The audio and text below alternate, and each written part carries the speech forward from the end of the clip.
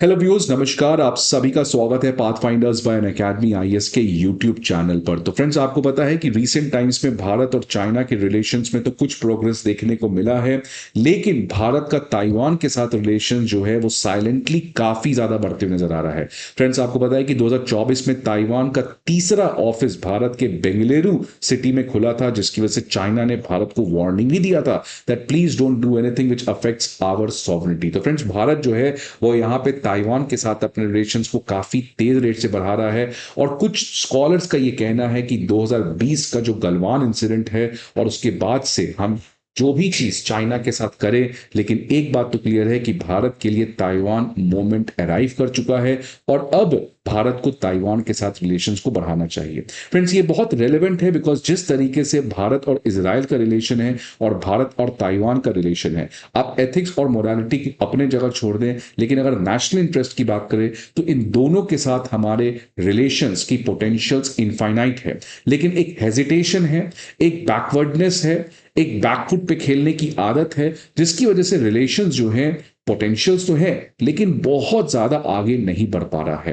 लेकिन फ्रेंड्स, अब ये सब चीजें चेंज कर रही हैं। 2017 में प्राइम मिनिस्टर मोदी पहले प्राइम मिनिस्टर बने थे जो इजराइल गए थे, और उसके बाद से कहानी आपको पता है कि आज इंडिया इजराइल की रिलेशन कितनी अच्छी है। Last week bilateral investment agreement भी हुआ, और अब उसी तरीके का कुछ एग्रीमेंट भारत जो है वो ताइवान के साथ भी कर सकता है, बिकॉज ताइवान की जो कंपनी है और जो ताइवान की बॉडी है, उस बॉडी का नाम है Taiwan external trade development council. इसके खुद के चेयरमैन ने कहा है कि भारत और ताइवान का अब समय आ चुका है कि दोनों के बीच में एक फ्री ट्रेड एग्रीमेंट हो जाना चाहिए। तो फ्रेंड्स, चाइना ऑब्वियसली इस पर्टिकुलर क्लोजनेस को तो नहीं चाहेगा, लेकिन दिस इज हाउ भारत जो है वो साइलेंटली चाइना को एक मैसेज भी देने का प्रयास कर रहा है। फ्रेंड्स, ताइवान के जो हेड हैं एक्सटर्नल ट्रेड डेवलपमेंट काउंसिल के, उन्होंने कहा है कि आने वाले कुछ सालों में in the next 5 to 7 years Taiwan जो है वो भारत में जो चिप्स और इलेक्ट्रॉनिक्स गुड्स भेज रहा था इसको अब डबल करने जा रहा है। तो फ्रेंड्स, ये क्लियर कट बताता है कि भारत जो आज डिजिटल इंडिया की तरफ बढ़ रहा है और ताइवान जिसका डिजिटल में टेक्नोलॉजी में सुप्रीमेसी है, तो अगर आप इन दोनों को ज्वाइन कर दें, विच अगेन मीन्स कि दोनों के रिलेशंस में काफी इनफाइनाइट पोटेंशियल है। और उसी के लिए ताइवान जो है वो भारत की इलेक्ट्रॉनिक इंडस्ट्री, भारत में जिस तरीके से मेक इन इंडिया का इनिशिएटिव चल रहा है, भारत में आपको पता है कि आज वर्ल्ड का सेकंड लार्जेस्ट स्मार्टफोन मैन्युफैक्चरर बन चुके हैं।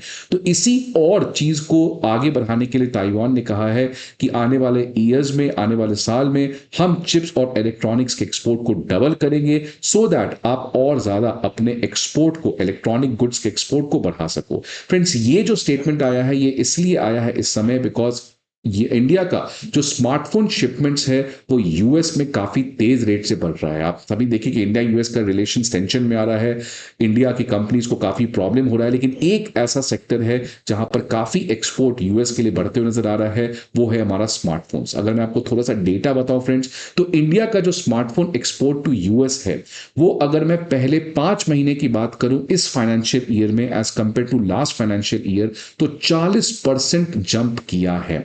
तो फ्रेंड्स, और ये एक तरीके से क्लियरली बताता है कि भारत जो है वो स्मार्टफोन में सबसे ज्यादा इस समय अब एक्सपोर्ट कर रहा है यूएस को। इसमें खासकर जो एप्पल का आईफोन का डिमांड है वो काफी बढ़ गया है। ये और ज्यादा रेलेवेंट हो जाता है फ्रेंड्स बिकॉज एप्पल के आईफोन की मजबूरी ये है कि वो भारत को छोड़ भी नहीं सकता है, और इसी चीज को समझते हुए डोनाल्ड ट्रंप ने टैरिफ के इस वॉर से आईफोन्स को बाहर रखा है। इनफैक्ट फ्रेंड्स, देख सकते हैं हिंदू बिजनेस टाइम में ये खबर आई थी कि इंडिया का जो स्मार्टफोन है वो अप्रैल से अगस्त के महीने में 193% बढ़ा है इस फाइनेंशियल ईयर में as compare to last year. और फ्रेंड्स, ये कहानी यही नहीं रुकेगी, आने वाले समय में ये और बढ़ेगा बिकॉज अब एप्पल जो है वो कंप्लीटली इंडिया को अपना हब बनाने जा रहा है। और इसलिए एप्पल के सीईओ का एक स्टेटमेंट भी आया था रिसेंटली कि अब अमेरिका में जितने भी आईफोन्स बिकेंगे वो सभी मेड इन इंडिया होंगे, अब इसमें चाइना का कोई भी रेलेवेंस नहीं बचेगा। तो फ्रेंड्स, ये अगेन एक बहुत बड़ी डेवलपमेंट है। और ताइवान, जिसको आप समझ सकते हैं आज कंट्री एक ऐसी जगह जिसको कोई नहीं ज्यादा इंपॉर्टेंस देता था, but now suddenly it has become that attractive force जिसके साथ सब अपना रिश्ता निभाना चाहता है, क्योंकि ताइवान जो है वो वर्ल्ड का लगभग 65% सेमीकंडक्टर चिप्स अकेले मैन्युफैक्चर करता है और अब ताइवान जो है वो इंडिया को अपने इस चिप्स का एक्सपोर्ट काफी ज्यादा बढ़ाने जाएगा। फ्रेंड्स, इनफैक्ट बात तो यहां तक बढ़ चुकी थी कि पीएसएमसी जो ताइवान की कंपनी है उसने टाटा ग्रुप के साथ टाई अप किया और भारत में, आपको पता है, धोलेरा गुजरात में भारत का पहला सेमीकंडक्टर चिप्स का मैन्युफैक्चरिंग प्लांट भी इस समय कंस्ट्रक्ट हो रहा है। तो फ्रेंड्स, इसी इंडिया ताइवान के रिलेशंस को और आज इस विषय में हम लोग समझने का प्रयास करेंगे। बट आगे बढ़ने के पहले फ्रेंड्स, एक इंपॉर्टेंट इंफॉर्मेशन आप सभी के लिए कि अनअकैडमी आईएएस जो है वो free prelims mock test, previous year questions और करंट अफेयर मैगजीन्स, ये सभी चीजों के जो पीडीएफ है फ्रेंड्स आपके सामने लेकर आया है। ये सारे पीडीएफ आपको हमारे दिए गए वीडियो के डिस्क्रिप्शन बॉक्स में प्रोवाइड किया जाएगा। इसके अलावा फ्रेंड्स, अगर आपको किसी भी तरीके की इंफॉर्मेशन चाहिए तो आप इस नंबर पर हमें कॉल कर सकते हैं या आप हमारे किसी भी ऑफलाइन सेंटर पर विजिट करके हमारे एजुकेटर्स और मेंटोर्स के साथ 1-to-1 गाइडेंशिप एंड मेंटोरशिप भी अवेल कर सकते हैं। अब फ्रेंड्स, ताइवान और इंडिया की रिलेशन मैंने कहा बहुत मायने में रेलेवेंट है। एक बात तो ऑब्वियसली है, दोनों आज चाइना जैसे कंट्री का एग्रेशन तो झेल रहे हैं, लेकिन इकोनॉमिक सेंस भी बहुत ज्यादा है दोनों रिलेशन का। बिकॉज इंडिया का एक्ट ईस्ट पॉलिसी अगर आप देखेंगे तो ये इन आसियान कंट्रीज पे फोकस है और ताइवान ने लाया है न्यू साउथ बाउंड पॉलिसी, वो भी आसियान कंट्री पे फोकस कर रहा है। तो फ्रेंड्स, ये दोनों के बीच में कॉमन सिनर्जी है और इसलिए आने वाले समय में इंडिया ताइवान जो है, अब फॉर एग्जांपल बात ये भी चल रही है कि ताइवान भारत को सपोर्ट करेगा सो दैट सेमीकंडक्टर को एक बड़े स्केल में प्रोड्यूस किया जाए और दोनों मिलके अब थर्ड कंट्रीज को चिप्स आने वाले समय में एक्सपोर्ट भी करेंगे। तो फ्रेंड्स, ये एक और बहुत बड़ा डेवलपमेंट है और इनफैक्ट इस साल आपको पता है एक बहुत अच्छी खबर आई थी कि ताइवान जो है उसने एक नया वीजा प्रोग्राम लॉन्च किया है जिसमें सबसे ज्यादा प्रायोरिटी दिया जाएगा स्किल्ड इंडियन वर्कर्स को। तो फ्रेंड्स, अब H1B वीजा की कंट्रोवर्सी में तो ये जो गोल्डन वीजा ताइवान ने भारत के स्किल्ड वर्कर्स के लिए लॉन्च किया है तो इसकी अट्रैक्टिवनेस तो और भी बढ़ जाती है। तो फ्रेंड्स, सी राजा मोहन इंडियन एक्सप्रेस में इसी पर्टिकुलर इंडिया ताइवान को लेकर कहते हैं या इन जनरल ताइवान के बारे में कहते हैं कि ताइवान जो है वो आज एक लाइटनिंग रॉड बन चुका है यूएस चाइना के रिलेशन में।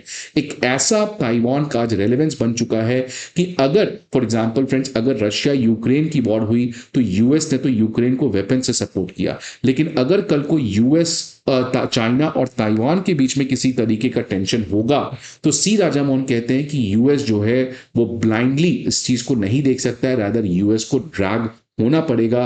बिकॉज सेमीकंडक्टर एक ऐसा चीज है ताइवान के पास जो यूएस अगर नहीं खरीद पाएगा तो यूएस की इंडस्ट्रीज के लिए खुद बहुत बड़ा प्रॉब्लम होगा।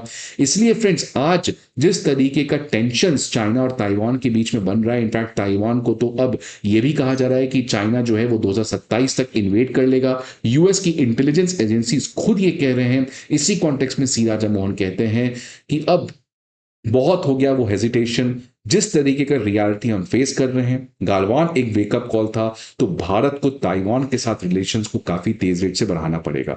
जैसे चाइना भारत के साथ बात करता है और अरुणाचल प्रदेश को अपना कहता है, जैसे चाइना भारत के साथ बात करता है और फिर अक्साई चीन में तमाम तरीके की प्रॉब्लम क्रिएट करता है। चाइना भारत के साथ बात करता है, लेकिन अगेन पाकिस्तान में ऑपरेशन सिंदूर में क्या किया आप सभी को पता है।